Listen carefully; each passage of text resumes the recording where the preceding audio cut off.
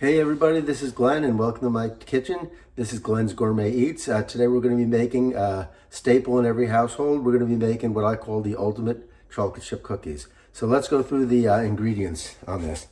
We're going to need some flour, and I have my canister of flour. We're going to need 1 3/4 cup of flour. And then we're going to need baking soda. I have my baking soda in this little airtight canister here. Don't use baking powder, you want to use baking soda. We need 14 tablespoons of unsalted butter, and it doesn't have to be softened because we're going to melt it. And 14 tablespoons, stick of butter is 8, so we had to cut 2 tablespoons off that to make 14. And then we need both a mixture of regular sugar, just fill this up, the regular sugar, and we're going to be using dark brown sugar as well. We're going to need table salt, vanilla extract. We're going to need 1 large egg and 1 large egg yolk. So you want to make sure you get rid of the white part of it, and you're going to have 1 egg and 1 egg yolk. And then lastly, our star of the show, chocolate chip. Okay. So let's get started here. And these are different from normal chocolate chip cookies, and I promise they'll probably be the best you ever had. And the reason being is we're going to melt this butter and brown it. And by doing so, we're going to get a real nutty flavor in that. And then the mixture of the dark brown sugar and the light brown sugar is going to give us like a butterscotch, toffee type taste. That's really, I'm telling you, these are one of the best cookies I've ever made. So if you ever get a chance, give this a shot. Okay, right now I set my oven to 375 degrees, and my rack is in the middle position. So what we're going to do is add right now in a small bowl, you don't need a big bowl for this, is add 1 3/4 cup of all-purpose flour. And my recipes give me measurements as well as weight. Better to use weight if you can, because sometimes flour, depending on humidity and weather, stuff like that, can weigh a little bit different. And so 1 3/4 cups should equal about 8 3/4 to 9 ounces. So that's 1.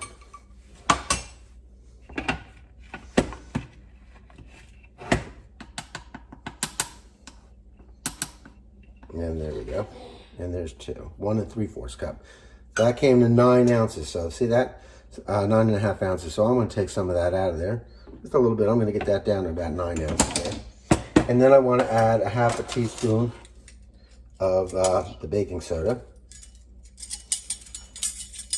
Let me make sure am I reading this right. 1/2 teaspoon. There we go.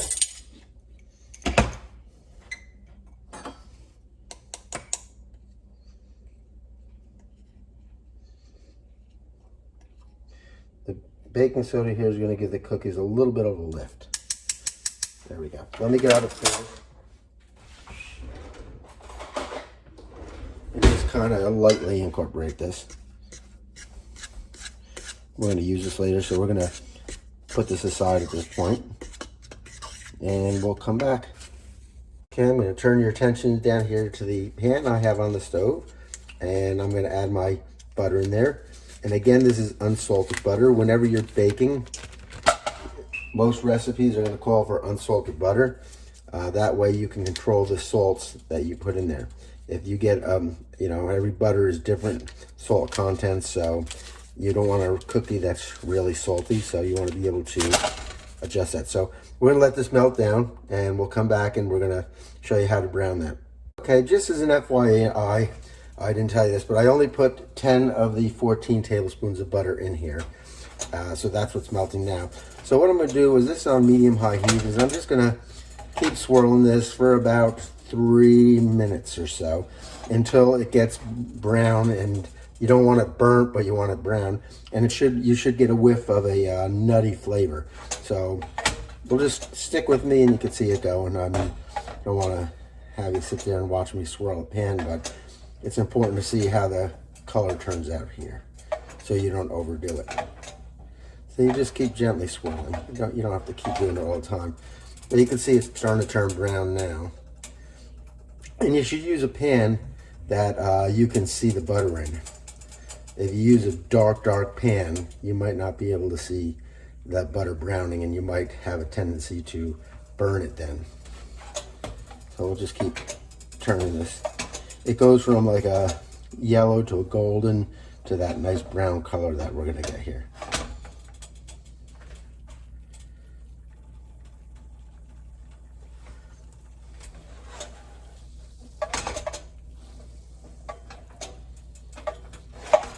As I'm turning, I want to keep my pan on the heat, because if I pull it off, you're not going to be cooking it. So just try to give it a swirl here like that. And like I said, it's only going to take a few more minutes, if that.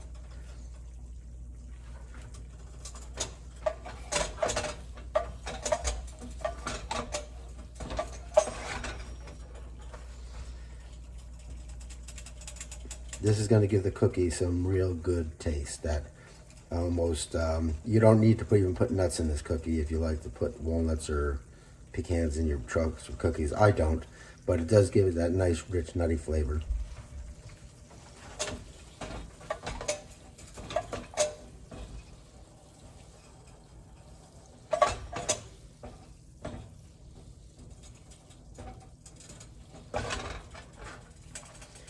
Getting close.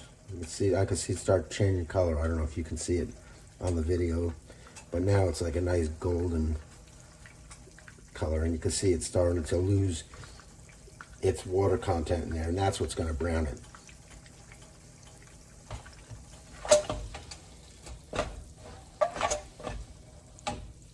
And like I said, it goes from brown to burnt really, really, really quickly, so just be careful. While this is going for a second, I'm going to grab a heat-proof pot to put this in.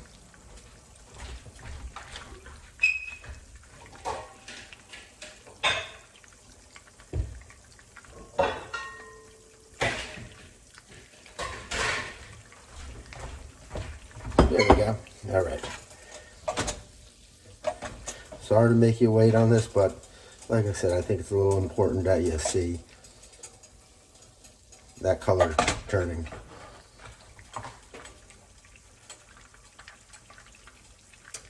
You hear it sizzling there.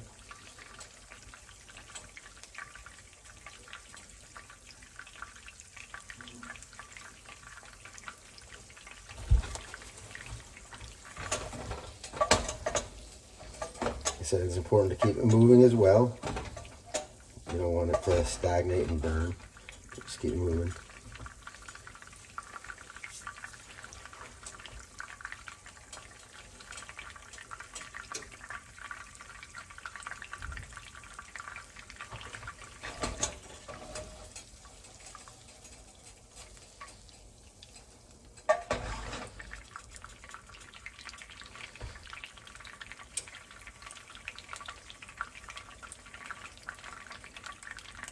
I hate when things take longer than I expect them to, but I want to make sure we get the right color in here, so just bear with me. And I don't want to turn the heat up, because that's not the right thing to do either. We got to keep this on a medium heat.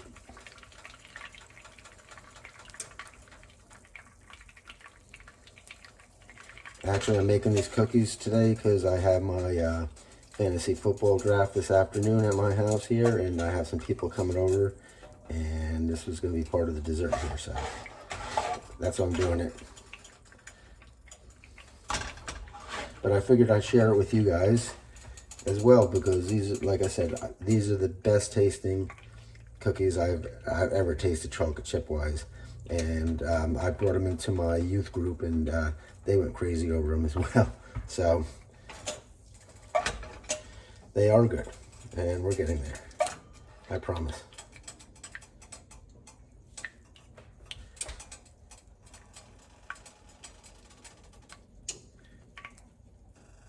I didn't time it, but I think we're probably around a 3 or 4 minute mark at this point. So you can see the bottom of the pan, you start seeing the brown speckles.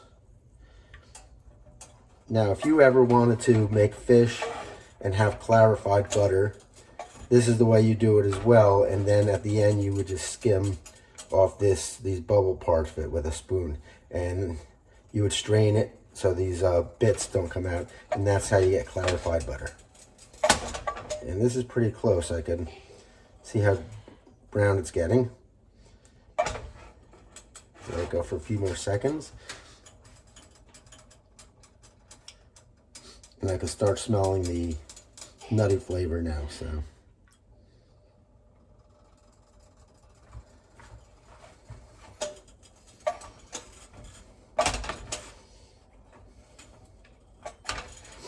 Yep, there it goes.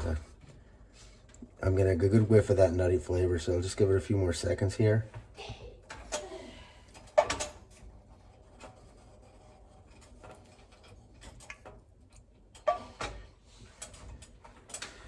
You can see the difference in color now, I'm sure, but I just want to get a little bit more browner.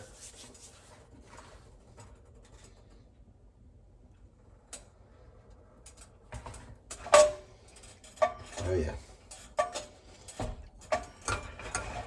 All right, I think we're there, so let's get this off the heat here.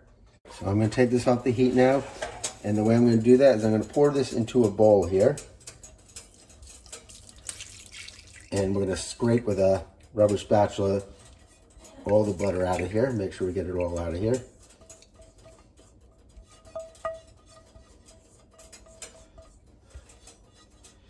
And I think we got it all good. Okay, so the next thing I want to do is my 4 tablespoons of butter that we had left over. I'm going to put it in there, and we're going to mix this until this melts. I'm going to take a knife here and cut it just a little bit into chunks here and make it a little melt a little easier there. But the residual heat from the brown butter is going to help melt these. So I'm going to stir this until these are melted, and we'll come back. Okay, as you can see, our butter is almost completely melted, and I don't want to do anything until it is completely melted in there. You can still see a little bit of chunks in there, I think, but we'll get that melted. It's still hot, very hot. There we go, we're good. All right, let me grab my scale. Okay, so to this, I want to add 1/2 cup, or about 3½ ounces of granulated sugar. I want to add 3/4 cup of the dark brown sugar, or about 5¼ ounces. So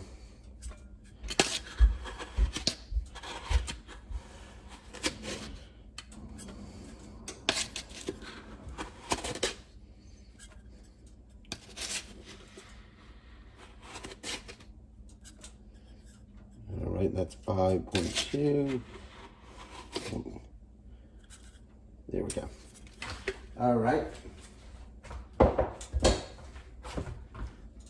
Okay, what I need is 1 teaspoon salt here. Find my teaspoon. Get it in here. I'm running low on salt here, so I have to pour this out.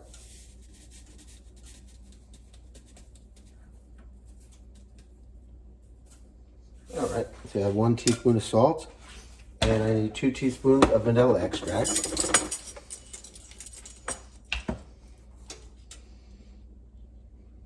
1, 2. All right. And I'm going to move my scale away at this point because we don't need it anymore.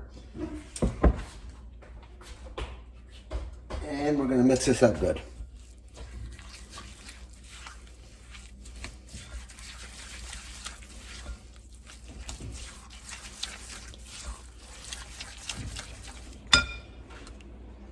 I'm going to trade my,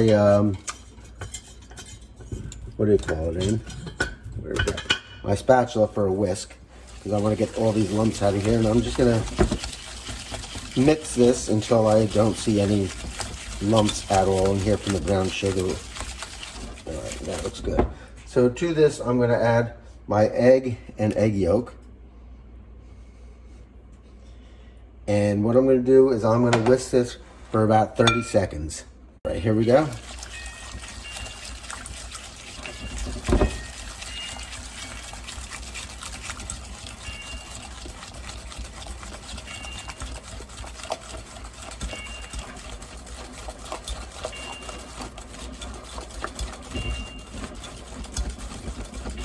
Okay, that's about 30 seconds. I'm gonna let this sit for 3 minutes. It's been 3 minutes, and I'm gonna stir for 30 seconds again.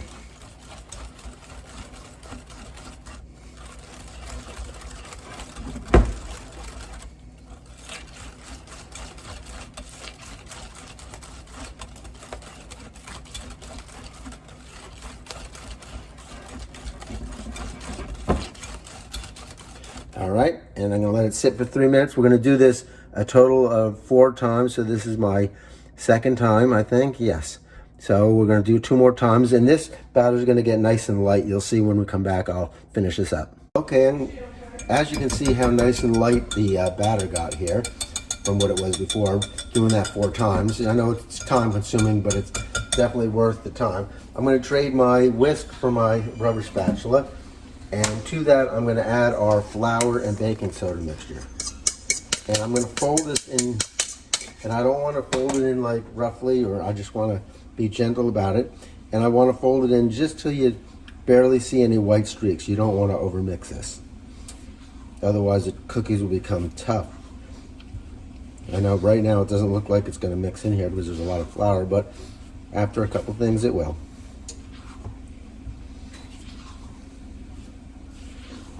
We're going, looking good. Like I said, we don't want to overmix this, and we don't want to undermix it. But we're gonna not mix it all the way because we're gonna add the chocolate chips, and that will mix it even a little bit more. So once I just see a few streaks of flour in here, we'll be good to go. I think we're getting there now.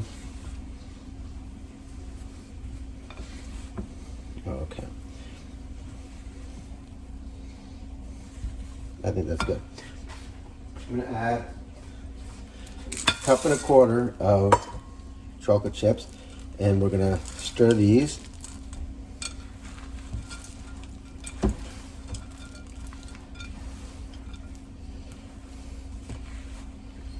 Just until the chips are actually incorporated here. And there's no more white spots from the flour in the batter here.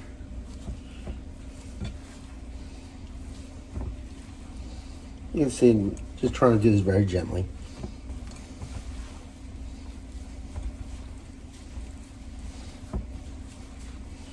And I think we're almost good to go here. Still see a couple white spots on the bottom there. All right, so let's get these on a cookie sheet. Okay, I have a pretty big cookie sheet here. And I'm going to lightly spray that with some Pam with flour. Just to get a light coating on the bottom so the cookies don't stick when we pull them out. Now you can make these as big as you want or as small as you want. I'm going to make them a pretty big size today. So let's get that going. So let me grab in here my biggest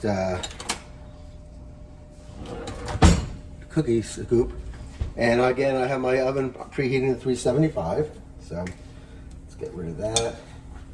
So what I'm going to do is take my scoop, and we're going to place it, 1 scoop right there. How does that look? Can you see that? There you go. Next scoop right here. Next scoop. I'm going to do about 6 of these on this tray because they're going to spread pretty big. And I'd rather be safe than sorry and do a couple batches here, but. And you know, you got to always save room for the raw batter, which I don't eat too much anymore, but. All right, so we're going to go with 6 on this pan right now. And I'm going to put it in the oven.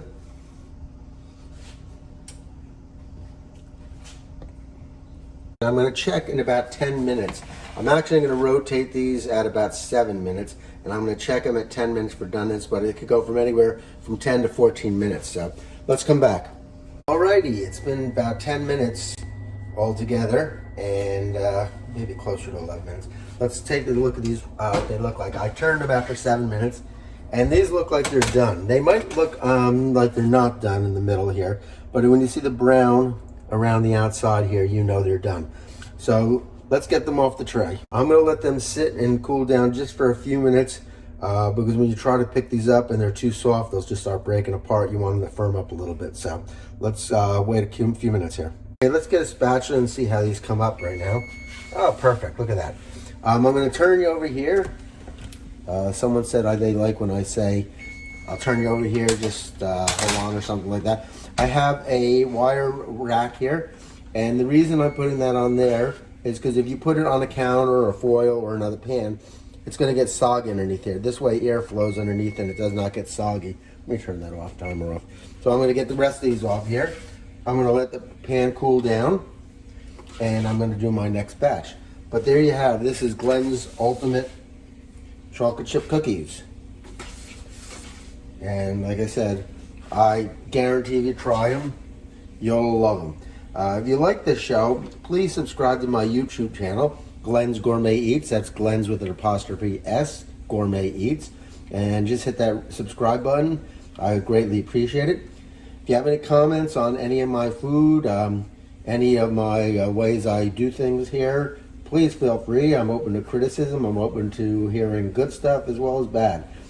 So, feel free to let me know what you think. And that's about it for today. So I tell you, try these cookies, you'll love them. There we go. And I leave you with this from the book of Ephesians. Now to him who is able to do immeasurably more than we all can ask or imagine, according to his power that is at work within us. To him be the glory in the church and in Christ Jesus throughout all generations, forever and ever. Amen. Until we meet again, God bless, and we'll talk to you soon.